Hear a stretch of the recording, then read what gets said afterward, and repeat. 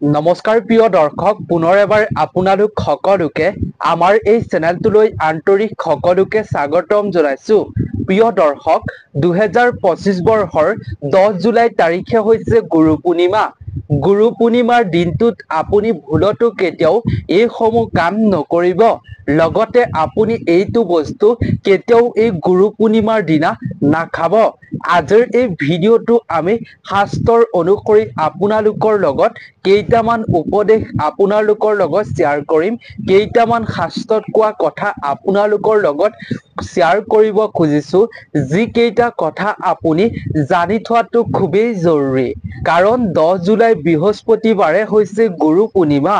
এই গুৰু পূৰ্ণিমাৰ দিনটোত যদি আপুনি এই কথাকেইটাৰ প্ৰতি লক্ষ্য ৰাখিব পাৰে, ধ্যান কৰিব পাৰে, তেতিয়াহ'লে আপুনি গোটেই বছৰটোৰ বাবে খুব ভাল ফল পাবলৈ সক্ষম হ'ব পাৰিব। লগতে বিভিন্ন ৰোগ ব্যাধিৰ পৰাও আপুনি মুক্ত হৈ থাকিব পাৰিব। সেইবাবে আপুনি গুৰু পূৰ্ণিমাৰ দিনা এনে ভুল কাম কেতিয়াও নকৰিব আৰু ঘৰৰ প্ৰতিজন ব্যক্তিকে এনে বস্তু কেতিয়াও খাবলৈ নিদিব। তাৰ প্ৰতি সকলোৱে সাৱধান অৱলম্বন কৰাটো খুবেই জৰুৰী। প্ৰিয় দৰ্শক, প্ৰতি বছৰে আহাৰ মাহৰ পূৰ্ণিমা তিথিত পালন কৰা হয় গুৰু পূৰ্ণিমা। এই আহাৰ মাহৰ পূৰ্ণিমা তিথিক ব্যাস পূৰ্ণিমা বুলি কোৱা হয়। বেদ ব্যাসৰ জন্ম জয়ন্তী হিচাপে কোৱা হয় শাস্ত্ৰত। এই দিনটোত গুৰুজনাক পূজা কৰাৰ এক নিয়ম আছে। আপুনিও যদি এই গুৰু পূৰ্ণিমাত গুৰুক আপুনি পূজা কৰিব পাৰে, তেতিয়া আপুনি চমৎকাৰী ফল বছৰটোত লাভ কৰিব পাৰিব। এই গুৰু পূৰ্ণিমাৰ দিনা শিষ্যসকলে গুৰুক পূজা কৰে সম্পূৰ্ণ ৰীতি নীতিৰ অনুসৰি আৰু আশীৰ্বাদ লাভ কৰে গুৰুৰ পৰা। এই দিনটোত গুৰুজনাক আপুনি উপহাৰ হিচাপে কাপোৰ কানি দান বৰঙণি দিয়াৰ এক পৰম্পৰা অতীজৰে পৰা চলি আহিছে।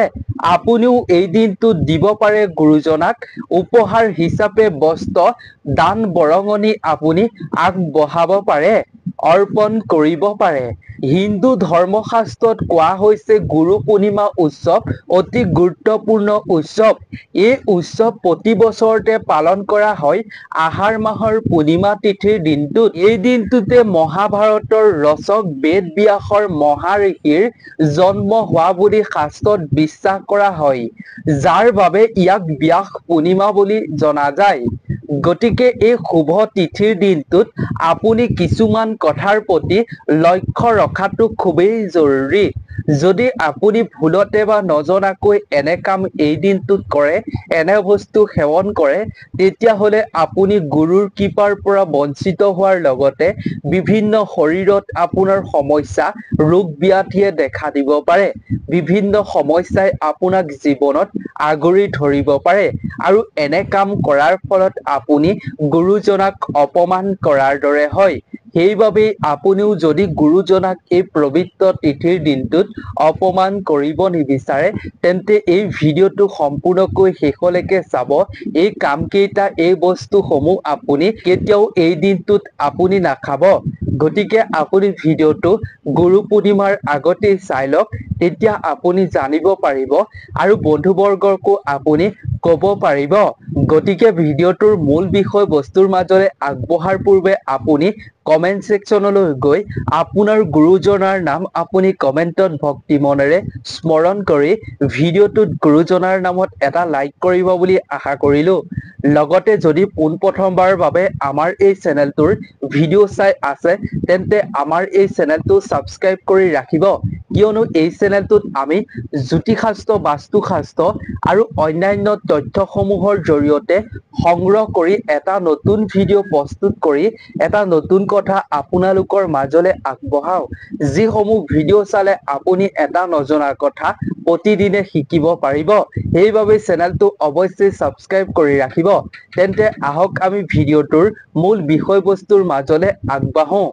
প্ৰিয় দৰ্শক, আপুনি এই গুৰু পূৰ্ণিমাৰ দিনটোত কি কাম কৰিব নালাগিব আৰু কি বস্তু খাব নালাগিব, তাৰ বিষয়ে জনোৱাৰ পূৰ্বে আপোনালোকক কেইটামান গুৰুত্বপূৰ্ণ কথা কৈ ল'ব খুজিছোঁ।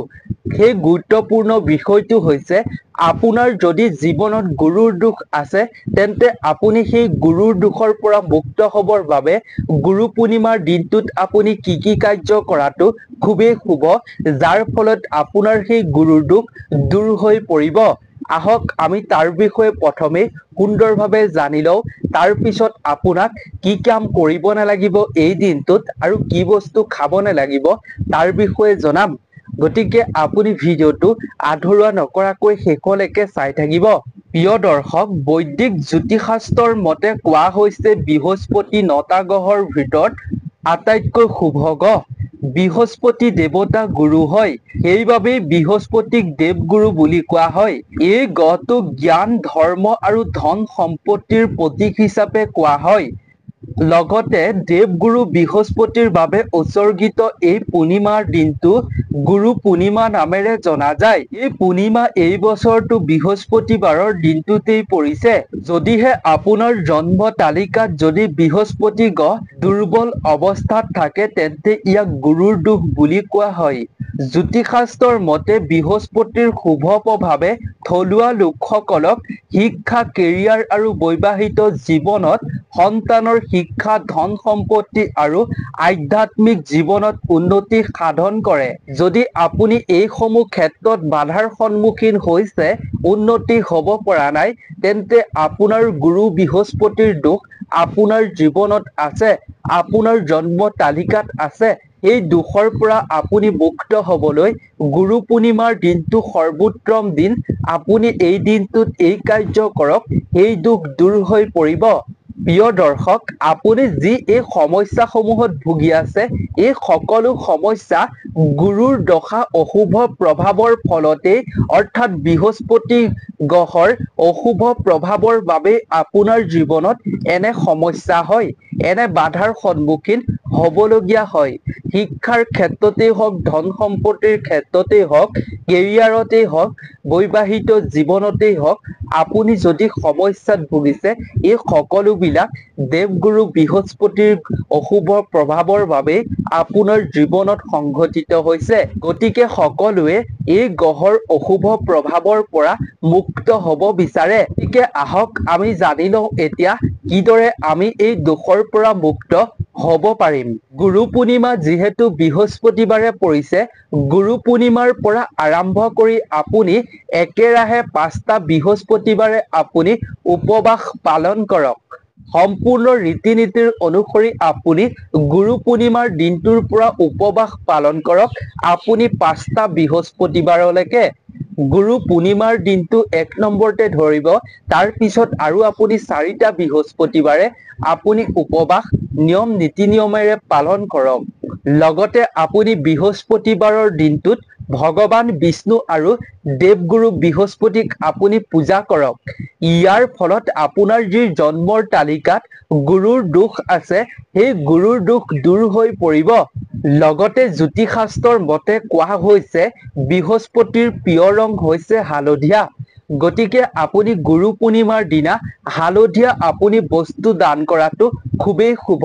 দুখীয়া মানুহকেই হওক বা ভগৱানৰ শ্ৰীচৰণতেই হওক, আপুনি যদি অৰ্পণ বা দান কৰে তেতিয়াহ'লে আপোনাৰ গুৰুৰ দোষ নাইকিয়া হৈ পৰিব। লগতে ছাত্ৰ ছাত্ৰীসকলৰ শিক্ষাত বাধা থাকিলে তেওঁলোকে গুৰু পূৰ্ণিমাৰ দিনা গুৰু যন্ত্ৰ ঘৰত স্থাপন কৰি সকলো নিয়ম নীতি নিয়ম অনুসৰি গুৰু যন্ত্ৰ পূজা কৰাটো খুবেই জৰুৰী। ইয়াৰ ফলত তেওঁলোকৰ শিক্ষাৰ ক্ষেত্ৰত থকা বাধা বিঘিনি দূৰ হৈ তেওঁলোকে জ্ঞান অৰ্জন কৰিবলৈ সক্ষম হ'ব পাৰিব। লগতে আপুনি গুৰু বৃহস্পতিৰ অশুভ প্ৰভাৱৰ পৰা হাত সাৰিবৰ বাবে গুৰু পূৰ্ণিমাৰ দিনটোৱেই হৈছে সৰ্বোত্তম দিন। এই দিনটোত আপুনি ৰাতিপুৱা আপুনি পানীত অকণমান হালধি মিহলাই সেই পানী আপুনি ৰাতিপুৱাই কলগছৰ গুৰিত আপুনি ঢালি দিব। পিছত আপুনি হালধীয়া ফুল আগবঢ়াব কলগছক পূজা কৰাৰ সময়ত। লগতে এই দিনটোত আপুনি কলগছত সন্ধিয়াৰ সময়ত আপুনি এগছি ঘিউ চাকি অৱশ্যেই জ্বলাবলৈ নাপাহৰিব কলগছৰ গুৰিত বৃহস্পতিবাৰে, অৰ্থাৎ গুৰু পূৰ্ণিমাৰ দিনটোত। লগতে আপুনি এই মন্ত্ৰটো উচ্চাৰণ কৰিব। মন্ত্ৰটো 108 বাৰ উচ্চাৰণ কৰিব। মন্ত্ৰটো হৈছে প্ৰিয় দৰ্শক, ওম ব্ৰীম বৃহস্পতিয়ে নমঃ, ওম ব্ৰীম বৃহস্পতিয়ে নমঃ, ওম ব্ৰীম বৃহস্পতিয়ে নমঃ। এইদৰে আপুনি 108 বাৰ জপ কৰিব মনত ভক্তিভাৱ লৈ। আৰু লগতে এই গুৰু পূৰ্ণিমাৰ দিনটোত আপুনি ঘৰৰ উত্তৰ পূব কোণত আপুনি এগছি ঘিউ চাকি অৱশ্যেই জ্বলাব। আৰু সেই চাকিগছিত আপুনি অলপ হালধি দিবৰ বাবে একেবাৰে নাপাহৰিব। এনে কাৰ্য কৰাৰ দ্বাৰা আপোনাৰ দেৱগুৰু বৃহস্পতিৰ যি অশুভ গ্ৰহৰ দোষ আছিল, সেই দোষ আপোনাৰ জীৱনৰ পৰা খুব কম দিনতে নাইকিয়া হৈ আপুনি যি ক্ষেত্ৰত বাধাৰ সন্মুখীন হৈছে, সেই সকলো বাধা নাশ হৈ পৰিব। কোনোদিন আপুনি বাধাৰ সন্মুখীন হ'বলগীয়া নহ'ব। এতিয়া জানো আহক আমি গুৰু পূৰ্ণিমাৰ দিনটোত আমি কি কাৰ্য কৰাটো একেবাৰে অশুভ। আহক আমি এইবাৰ তাৰ বিষয়ে সুন্দৰভাৱে জানি লওঁ। প্ৰিয় দৰ্শক, গুৰু পূৰ্ণিমাৰ দিনটোত আপুনি গুৰুৰ অনুপস্থিতিত আপুনি তেওঁ বহা আসনখনত কেতিয়াও আপুনি বহিব নালাগে, আপুনি ব্যৱহাৰ কৰিব নালাগে। সেয়া লাগিলে আসনেই হওক বা বেঞ্চ চকী ইত্যাদি যিয়ে হওক, গুৰুজনাক যি আসনত বহে, আপোনাৰ শিক্ষাগুৰুৱে হওক বা আপোনাক যিয়ে শিক্ষা দিয়ে, তেওঁ বহা আসনখনত আপুনি ভুলতো কেতিয়াও নবহিব এই দিনটোত। তাৰ প্ৰতি আপুনি বিশেষ লক্ষ্য ৰাখিব এই দিনটোত। লগতে আপুনি গুৰুজনাক এই দিনটোত কেতিয়াও অসৎ বাক্য প্ৰকাশ নকৰিব। কাৰো আগত আপুনি গুৰুজনাৰ বিষয়ে বেয়া কথা প্ৰকাশ নকৰিব। লগতে প্ৰিয় দৰ্শক, গুৰুজনাৰ বিষয়ে আপুনি কাৰো আগত সমালোচনা নকৰিব। গুৰুজনাৰ বিষয়ে আপুনি কাৰো আগত বেয়াকৈ এটা শব্দও প্ৰকাশ নকৰিব। তাৰ প্ৰতি আপুনি লক্ষ্য ৰাখিব। লগতে এই দিনটোত আপুনি কোনো ধৰণৰ হিংসামূলক কাম বা অশুভ কাম আপুনি কেতিয়াও নকৰিব। তাৰ প্ৰতি আপুনি লক্ষ্য ৰাখিব। লগতে আপুনি মিছা কথাও কেতিয়াও নকব। সেয়া লাগিলে গুৰুজনাকেই হওক বা কাৰোবাকেই হওক, আপুনি কেতিয়াও এই দিনটোত মিছাৰ আশ্ৰয় নল'ব। কেৱল ইমানেই নহয় প্ৰিয় দৰ্শক, গুৰু পূৰ্ণিমাৰ দিনটোত আপুনি কোনো লোকক, সেয়া লাগিলে অসহায় মানুহেই হওক, আপুনি যিকোনো ব্যক্তিকে কেতিয়াও কোনো ক্ষতি নকৰিব। ক্ষতি কৰিবৰ বাবে চেষ্টা নকৰিব। আনৰ প্ৰতি আপুনি গুৰুত্ব দিব। আপুনি আনৰ বেয়া চিন্তা এই দিনটোত কেতিয়াও নকৰিব। তাৰ প্ৰতি আপুনি লক্ষ্য ৰাখিব। এই দিনটোত এনে কাৰ্য কৰিলে আপুনি বছৰটোৰ বাবে খুব বেয়া ফল পাবলৈ সক্ষম হ'ব। সেইবাবে আপুনি এই দিনটোত ভাল চিন্তাৰে দিনটো পাৰ কৰক, তেতিয়া আপোনাৰ গোটেই বছৰটো ভাল হ'ব। এই দিনটোত আপুনি আপোনাৰ গুৰুৰ ওচৰত ক্ষমা প্ৰাৰ্থনা কৰিব আৰু তেওঁ শ্ৰীচৰণত আপুনি আশীৰ্বাদ বিচাৰিব। লগতে প্ৰিয় দৰ্শক, গুৰু পূৰ্ণিমাৰ দিনটোত আপুনি কোনো জীৱ জন্তুকে হত্যা নকৰিব। তাৰ প্ৰতিও আপুনি বিশেষ লক্ষ্য ৰাখিব। এই দিনটোত আপুনি কি বস্তু খাব নালাগিব, আহক এইবাৰ আমি তাৰ বিষয়ে জানি লওঁ। এই দিনটোত আপুনি সম্পূৰ্ণ ব্ৰত বা উপবাস পালন কৰিবলৈ চেষ্টা কৰিব পৰাপক্ষত। আৰু আপুনি এই দিনটোত ভুলতো কেতিয়াও ঘৰত মাছ মাংস সুৰা কেতিয়াও সেৱন নকৰিব। আপুনি এই দিনটোত তেলেৰে প্ৰস্তুত কৰা যিকোনো খাদ্য আপুনি খোৱাৰ পৰা বিৰত থাকিব।